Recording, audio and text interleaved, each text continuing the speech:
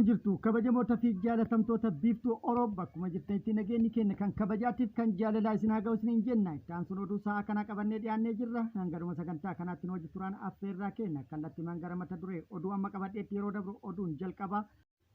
Yaa'iin yookaan konfiraansiin gamtaa Afrikaa 38ffaan magaalaa Finfinneetti gaggeeffamaa jira. Yaa'ii kana irratti muummichi ministeera Itoophiyaa Abiyyi Ahmad haasaa taasisee jira. Haasaa inni taasise keessaa muraasa fi baay'ee kan nama ajaa'ibsiisan qabadhee jira isiniin ga'a.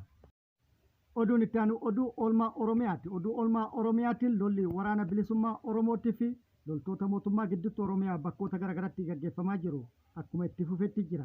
Waraanni bilisummaa Oromollee haleellaa bakkoota garaagaraatti loltoota mootummaa irratti raawwataa jiruun injifannoo gagabbataa argatu itti fufee jira. Dabalata isaa isiniin ga'a. Oduun itti aanus oduma injifannooti. Kunis loltoonni mootummaa mooraa waraana mootummaa gadi dhiisuudhaan gara mooraa waraana bilisummaa Oromoo haala baay'ee nama dinqisiisuun haala baay'ee nama ajaa'ibsiisuun dhufuu itti fufanii jiru. Oduu kanas dabalata isaa qaba.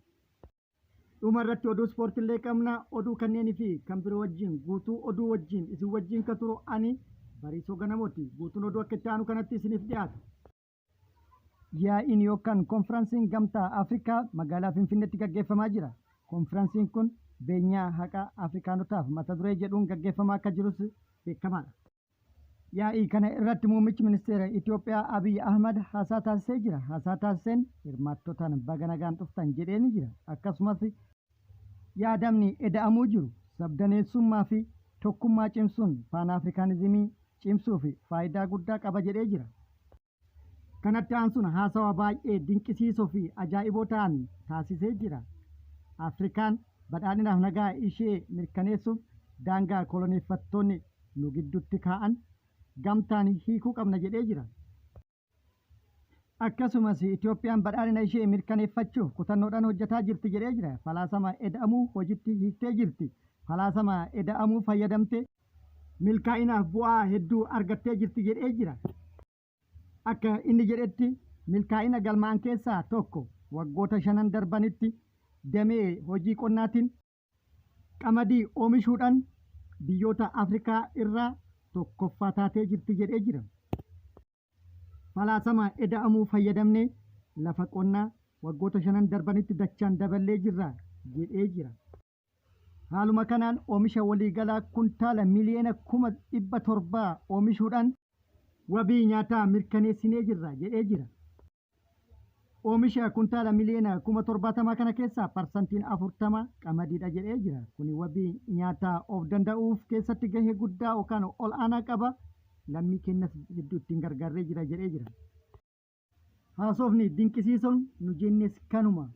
Inni kana jedhee jira. Itoophiyaan Afrikaa irraa qamadii oomishuun tokkoffaa jedhee jira. Dhugaan jirtu maali ka jedhuuf immoo qotee bulaa dhiisudha. Qotee bulaan kenna maaltu akka ture ni beeka. Qotee bulaan kenna roorrifamaa ture. Qamadii inni oomisha dirqamaan gatii gadi bu'aadhaan gara magaazana mootummaatitti kan geessaa ture. Qotee bulaa kenna ture. Fedhii isaatiin alatti. Wanti dirqamni suni qotee bulaarra kaameef immoo har'a siyaasa kana fakkaatu ittiin daldaluuf akka ta'e kunoo har'a ifa galee jira. Qamadiin hanga inni jedhu kun odoo akka biyyaatitti ka oomishamu taate har'a uummanni biyyaa miliyoona 22 ol maaliif gargaarsa barbaada? Dhukkuba dhoysanii dawaan hin argamu. Rakkoo biyyattii ukkaamsanii durummaa fi badhaadhinni dhufu hin jiru. Haasaa inni taasiserraa inni lammaffaa fi baay'ee kan nama ajaa'ibu damee hawaasummaatiin